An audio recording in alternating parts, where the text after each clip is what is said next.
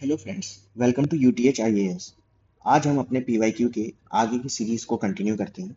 कल हमने 20 क्वेश्चंस तक डिस्कस कर लिया था। आज हम 20 और मोर क्वेश्चंस डिस्कस करेंगे। मैं आज थोड़ी सी स्ट्रेटजी में चेंज करूंगा। मैं आपको ये तो बताऊंगा ही कि ये जो क्वेश्चंस हैं आपके बेसिक सोर्स में आपको कहाँ जाके मिलेंगे। साथ में जो न्यू क्वेश्चंस हैं, जैसे कल मैंने क्या किया था, जो न्यू क्वेश्चंस हैं आप लोग खुद सर्च कर लीजिए। मैं आपको बता दूंगा जो बिल्कुल न्यू क्वेश्चंस होंगे, जो किसी नोट्स में नहीं मिलेंगे, मैं उनको रीड भी कर दूंगा। गूगल पे जाके आपके सामने ही बताऊंगा। जो बेस्ट पॉसिबल सोर्स होगा उससे रीड कर दूंगा। ठीक है। लेकिन जो मैक्सिमम, क्योंकि मेरे को पता है मैक्सिमम लोग जो है लगभग पीटी 365 फॉलो कर रहे होंगे। बाकी मैं लेवल अप फॉलो करता तो कुछ लोग लेवल अप फॉलो कर रहे होंगे, कोई भी सोर्स अपना फॉलो कर रहे होंगे।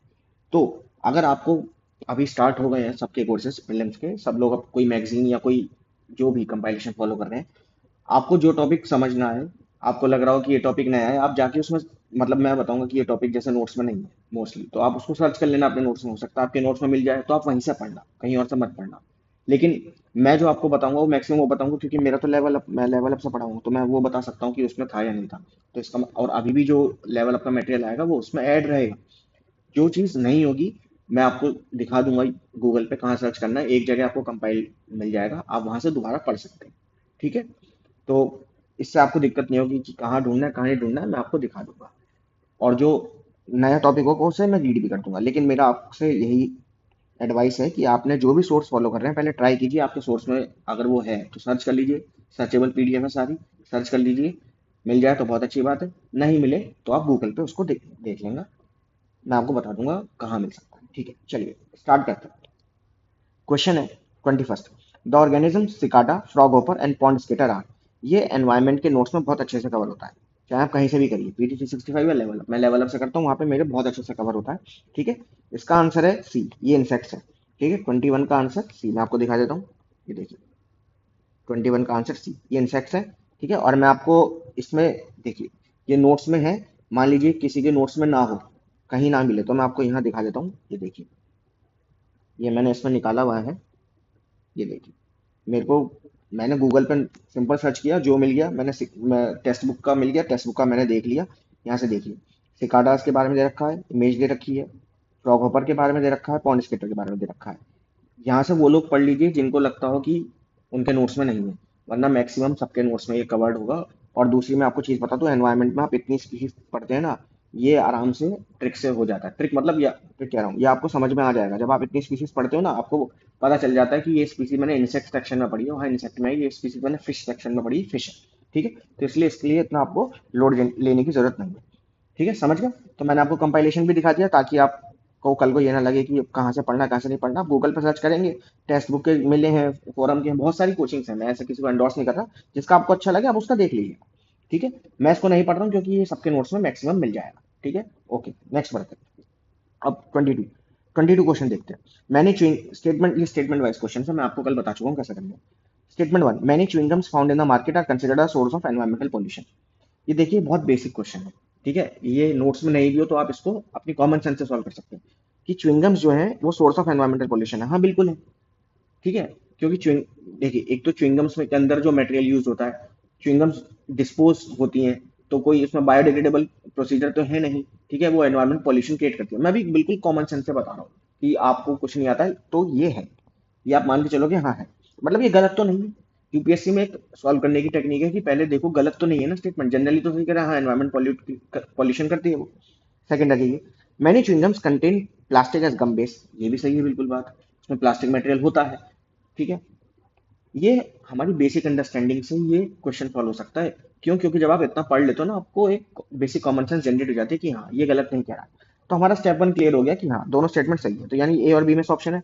अब हमें चेक करना है अपना सेकंड स्टेप के लिए। मैंने आपको क्या बताया था, बिकॉज लगा दीजिए। तो many chewing gums found in the market are considered a source of environmental pollution because many chewing gums contain plastic as a gum base.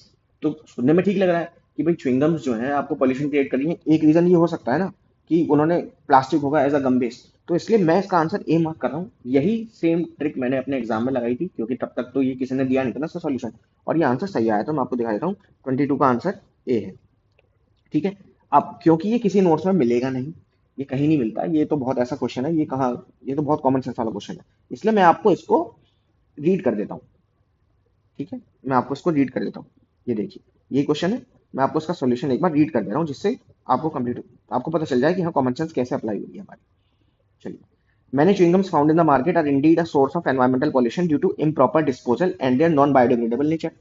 ठीक है, यही हमने सोचा था, इसलिए स्टेटमेंट इनकरेक्ट हो गई। Chewing gums are a common source of litter as they are often improperly disposed of on sidewalks, streets and other public places.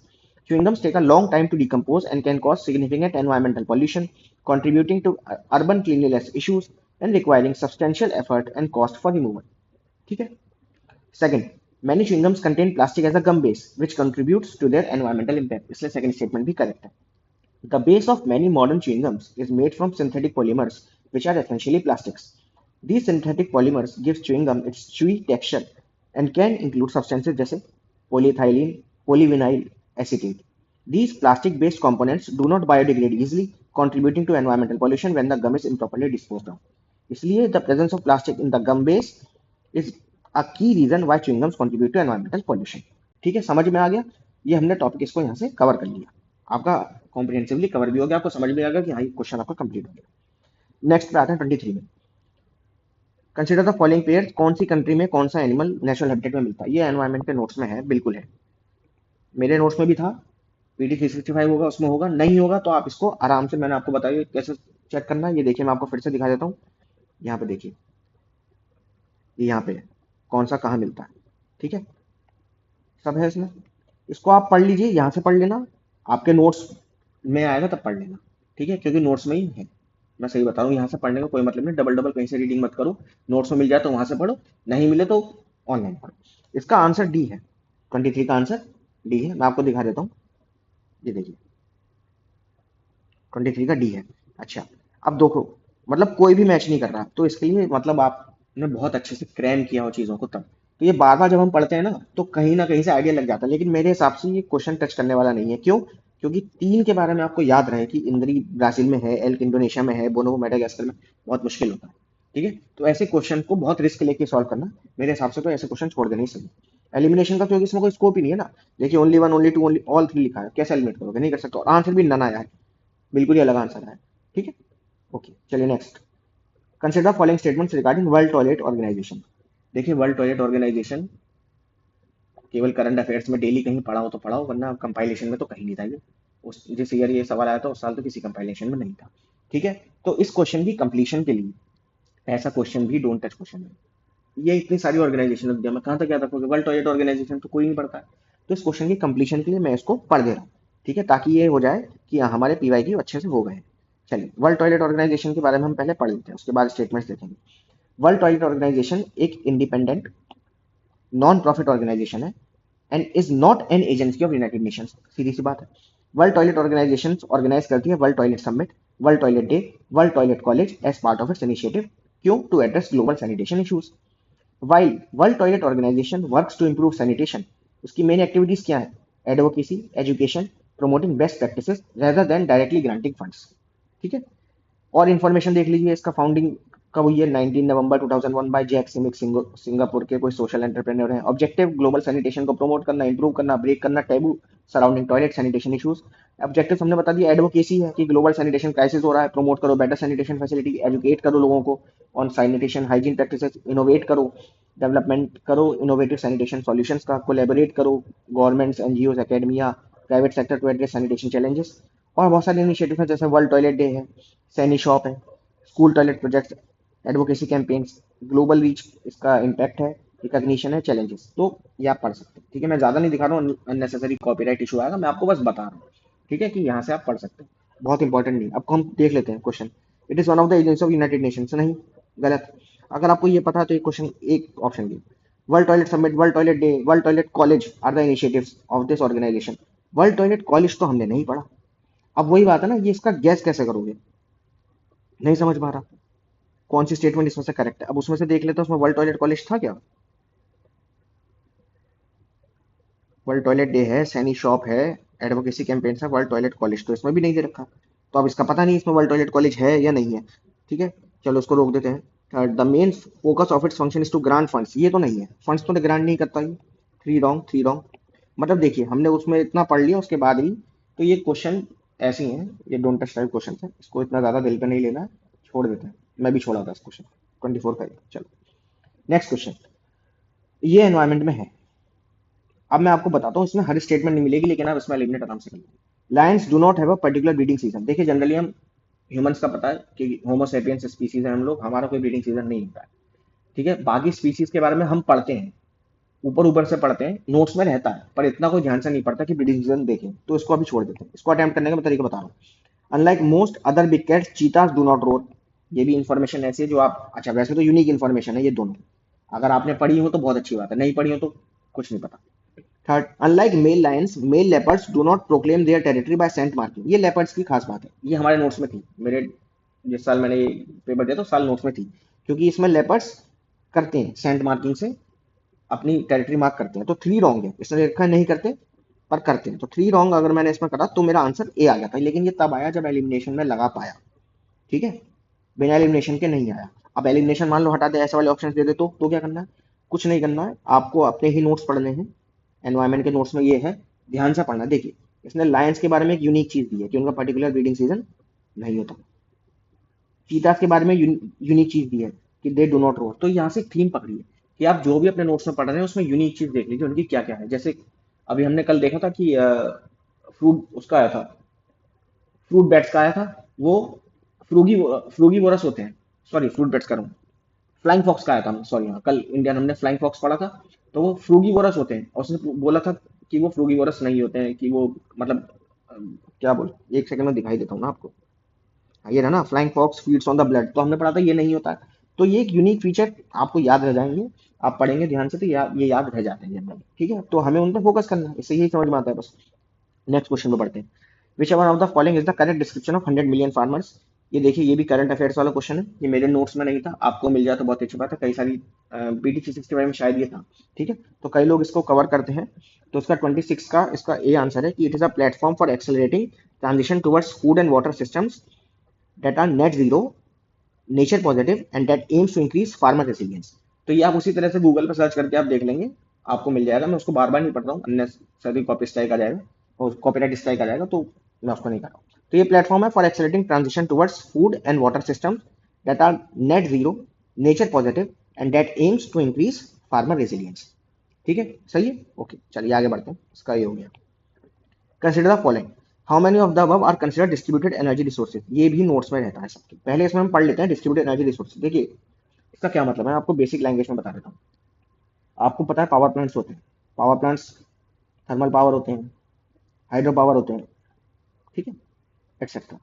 जो बड़े बड़े इंस्टॉलेशन है आपके, अब बड़े बड़े इंस्टॉलेशन है जैसे थर्मल पावर प्लांट है, जैसे एनटीपीसी के आप देख लीजिए, मतलब उसको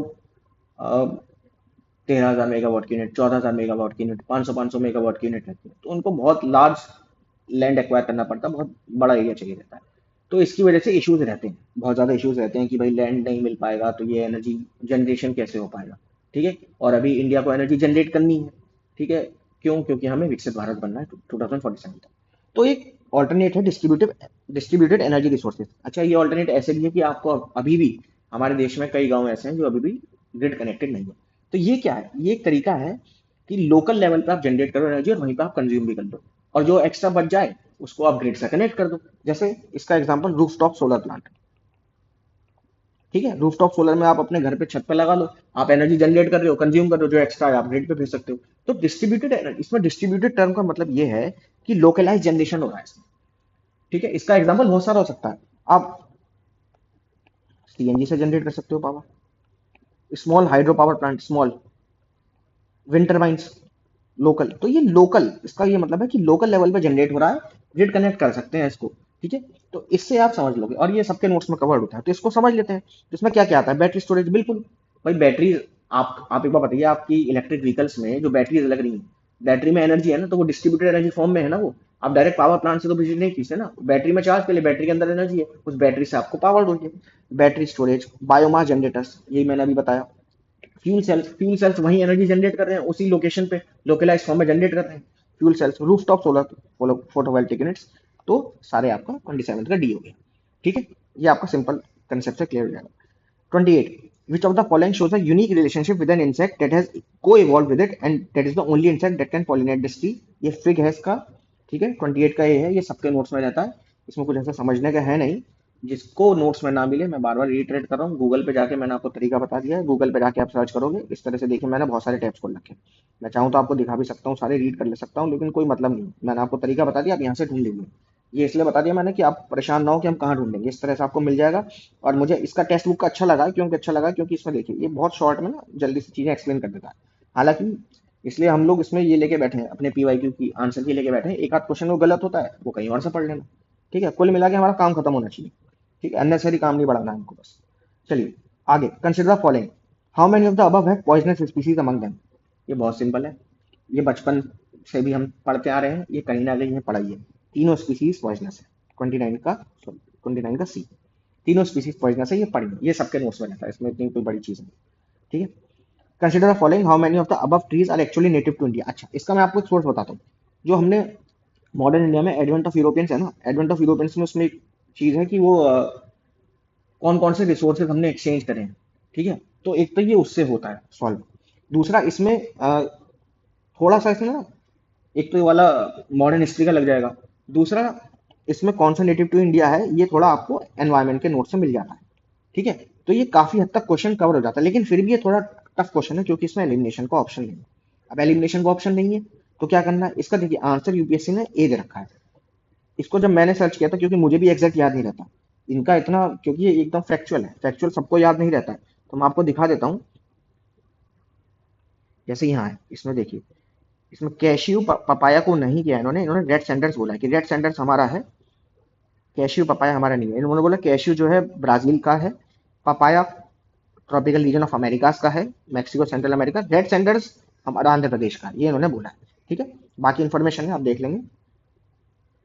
ठीक है, तो ये क्वेश्चन मतलब ऐसा है, टफ है, लेकिन ये दो सब्जेक्ट को इंटरलिंक करके ट्राई किया जा सकता है, मतलब इसमें 50-50 हम ला सकते हैं। ये बिल्कुल छोड़ने वाला नहीं है, कुछ कुछ क्वेश्चन जो बिल्कुल छोड़ने वाला, तो मैंने आपको बता दिया ये छोड़ने वाला में से नहीं है क्वेश्चन। ठीक है, इसको आप मार्क करके सेकंड अटेम्प्ट उसका ले सकते हैं, और रिस्क तो लेना पड़ता है। मैंने आपको बताया ना 55 क्वेश्चन के आसपास आपको लगता है कि आपको आते हैं, मारोगे आप तब भी उसमें से 40-45 ही जो आपको 100% आते हैं, बाकी आप मार्क करके रखते हो। तो फिर 90 तक लेके जाना है जिसको फॉरेस्ट के प्रीलिम्स से निकालनी है, और जिसको सिविल से निकालनी है उसे 85 तक लेके आना है। तो कहीं तो गैसिंग लगेगी ना, लगती है इंटेलिजेंट गैसिंग ऐसे ही लगती है। ठीक है, चलिए आइए नेक्स्ट, चलिए नेक्स्ट क्वेश्चन करते हैं। With respect to radio isotope thermo electric, radio isotope thermo electric generators, RTG, ये radio isotope thermo electric generators ये सबके नोट्स में है, चाहे पीटी करिए चाहे कुछ भी करिए, लेवल अप करिए कहीं भी, ये सबके नोट्स में मिलेगा।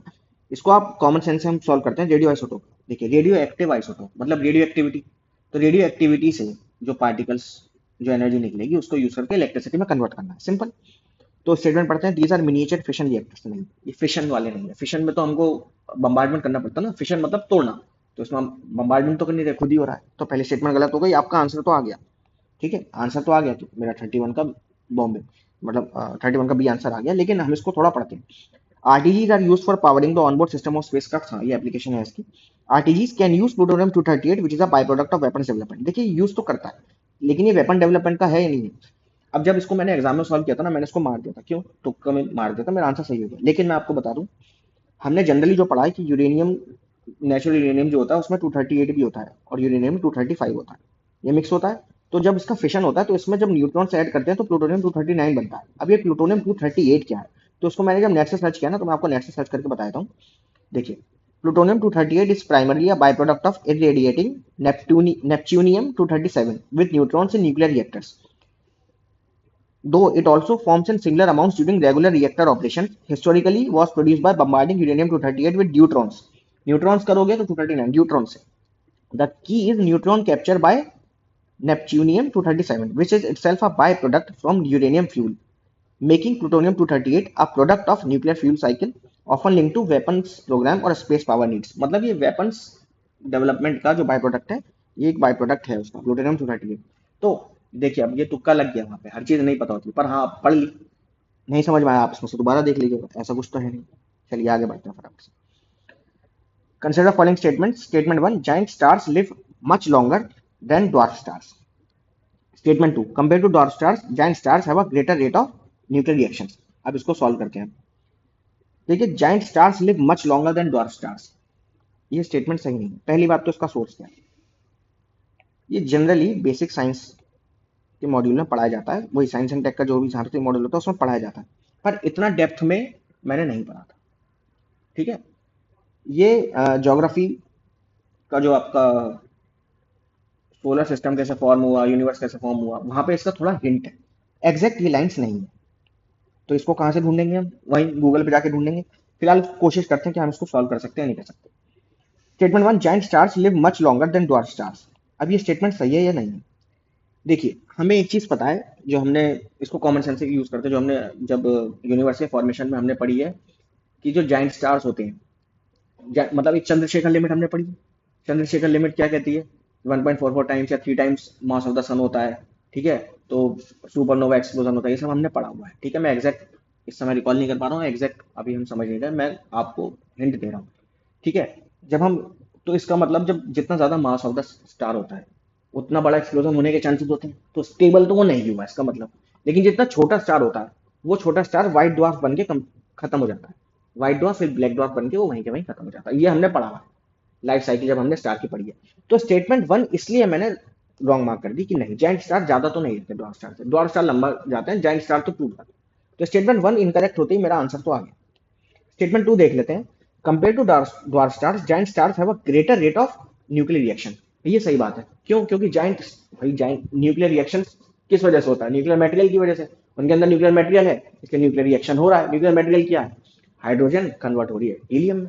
जितना बड़ा स्टार, उतना ज्यादा ग्रेविटी, उतना ज्यादा मास, ज्यादा ग्रेविटी ज्यादा मास को अपनी तरफ अट्रैक्ट करेगी, न्यूक्लियर रिएक्शन के चांसेस बढ़ जाते हैं और रेट भी बढ़ जाता है। ठीक है, ये मैंने अपनी कॉमन सेंस से, जो हमने ज्योग्राफी में पढ़ा या साइंस में पढ़ा लाइफ साइकिल, वहां से मैंने इसको सॉल्व किया है। ठीक है, इसको आप गूगल पे एक बार देख लीजिएगा कि गूगल पे किस तरह से दे रखा है। जैसे मैं आपको बता देता हूँ, मैंने इसको सर्च किया हुआ है। ठीक है, ये जाइंट स्टार्स वाला, तो मैं देख लेता हूँ, मैंने अभी आपके सामने सॉल्व किया है, मैंने बस सर्च किया, मैंने पढ़ा नहीं, मैं देख लेता हूँ। ठीक है, giant stars have much shorter life span, typically in the range of millions to few billions due to their rapid consumption of nuclear fuel. देखिए यहाँ पे rapid consumption of nuclear fuel है, क्योंकि रेट ज्यादा है। तो स्टेटमेंट वन, स्टेटमेंट टू, अगर कुल मिला के इसका ये देखें, अगर यहाँ उल्टा लिखा होता ना, तो स्टेटमेंट टू रीजन भी बन जाती, क्योंकि जाइंट स्टार्स का रेट ज्यादा है, ज्यादा रेट ऑफ न्यूक्लियर कंजम्पशन, ज्यादा जल्दी से कोर में रिएक्शन कंप्लीट हो जाएगी, पेरीफेरी पे इतनी आसानी से कंप्लीट नहीं हो पाएगी, जाइंट स्टार अनस्टेबल हो जाएगा, सुपरनोवा एक्सप्लोजन हो जाएगा। यही तो हमने पढ़ा है। तो अगर यहाँ पे उल्टा लिखा होता ना, मतलब यहाँ जाइंट स्टार की जगह यहाँ डॉट लिख दीजिए, यहाँ जाइंट लिख दीजिए, तब स्टेटमेंट टू स्टेटमेंट वन का एक्सप्लेनेशन भी हो जाएगी, तो मतलब तब आंसर ये हो जाएगा। समझ में आ गया? मतलब हम अपने कॉमन सेंसेस आंसर तक पहुंच सकते हैं। Next question, which are of the following is synthesized in human body that dilates blood vessel and increase blood flow. ये बेसिक साइंस के किसी के नोट्स में हो तो, मेरे नोट्स में तो नहीं था, मेरे नोट्स में नहीं था। ठीक है, मैं इसका आंसर बता दे रहा हूँ, 33 का ए नाइट्रिक ऑक्साइड है। गूगल पे ही पढ़ के समझ में आ पाएगा, वैसे तो हमको नहीं समझ में आ रहा है कि ये कैसे था, और ये मैंने छोड़ा था ये क्वेश्चन। ठीक है, अब आपको लिए मैं एक बार ये पढ़ देता हूँ कि भाई नाइट्रिक ऑक्साइड का क्या है, कैसे नाइट्रिक ऑक्साइड डायलेट करता है, क्या करता है। नाइट्रिक ऑक्साइड एक मॉलिक्यूल है जो सिंथेसाइज होता है ह्यूमन बॉडी में, और क्रूशियल रोल है various physiological process including dilation of blood vessel, जिसे कहते हैं वैसो डायलेशन, और इंक्रीजिंग ब्लड फ्लो। ये प्रोड्यूस होता है by endothelial cells lining the blood vessels and works by relaxing the smooth muscles in the vessel walls, leading to dilation and improve blood circulation. मतलब ये mechanism बता रहा है कि ये एंडोथेलियल सेल्स की लाइनिंग में प्रोड्यूस होता है। ठीक है, और वर्क करता है by relaxing the smooth muscles in the vessel walls. ठीक है, बाकी नाइट्रस ऑक्साइड क्या करता है, नाइट्रोजन डाइऑक्साइड क्या होती है, सब आप देख लीजिए, मैंने आपको एक तरीके से समझा दी। ये नहीं था नोट्स में, इसको ऐड कर लेना है, ऐसे क्वेश्चन को मार्क करना है। ठीक है, ये मार्क करना है आपको, अभी पीछे हमने मार्क नहीं करे ना, ये मार्क करना है आपको। ठीक है, ये वाला मार्क करना, ये आपको नहीं मिलता कहीं जनरली। ठीक, उसके बाद आ जाइए यहाँ पे, ये कंट्री वाला ये हमने मार्क कर लिया है। ये च्युइंगम वाला वैसे तो हमने कॉमन सेंस से कर लिया, लेकिन आप चाहें तो उसमें मार्क कर सकते हैं इसमें। और ये वर्ल्ड टॉयलेट ऑर्गेनाइजेशन, ये तो वैसे भी छोड़ देना, एग्जाम में आ गया ऐसे क्वेश्चन तो कोई मतलब नहीं है, कितना रटेंगे, कितनी ऑर्गेनाइजेशन रटेंगे, बहुत है रटने के लिए वैसे ही। Consider following activities. अच्छा, ये ना, इसने पूछा है इनमें से कितनी एक्टिविटीज को रेडार्स यूज कर सकते हैं। एक तो ये एप्लीकेशन में होता है, लेकिन मैं आपको इसको बहुत सिंपल मैंने ट्रिक से सॉल्व किया था, मैं आपको इसका आंसर सही से एकदम बता रहा हूँ। देखो, सबसे पहली स्टेटमेंट पढ़ो, identification of narcotics on passengers at airports और इन एयरक्राफ्ट। आपको पता है रेडार्स हमारे सैटेलाइट्स में यूज होता है। अगर हम नार्कोटिक्स ट्रैक कर पाए पैसेंजर्स पे, तो हम अपनी सैटेलाइट से ही बता देंगे ऊपर बैठे बैठे कि कौन आदमी के हाथ में ड्रग्स है। यहाँ पे इतनी दिक्कत तो होगी नहीं। अगर इतना आसान होता, रेडार्स की मदद से हम बता पाते तो फिर तो सैटेलाइट्स सब तो हम सर्विलेंस आराम से कर लेते हैं, है ना। रिकॉनेसेंस सैटेलाइट्स है हमारे पास, आराम से बदल जाता। तो ये तो बिल्कुल एब्सर्ड स्टेटमेंट है, ये तो नहीं हो सकता। ठीक है, रेडार की मदद से आप ये सब तो नहीं कर सकते। तो ये तो नहीं हो सकता। प्रेसिपिटेशन, हाँ बिल्कुल मॉनिटर होती है, प्रेसिपिटेशन मॉनिटर होती है। अर्थ ऑब्जर्वेशन सैटेलाइट्स हैं आपकी, ठीक है, प्रेसिपिटेशन उससे ऑब्जर्व करी जाती है। Tracking the migration of animals, ये भी, ये दोनों एप्लीकेशन हैं हमारे नोट्स में। ये नहीं है, ये एप्लीकेशन है नहीं नोट्स में, और ये हो भी नहीं सकती ना, ये तो कॉमन सेंस वाली है। तो इसलिए इसका आंसर बी है, ओनली टू, 34 का। ठीक है, चलिए आगे बढ़ते हैं। कंसिडर फॉलोइंग एयरक्राफ्ट, इनमें से कितने फिफ्थ जनरेशन है।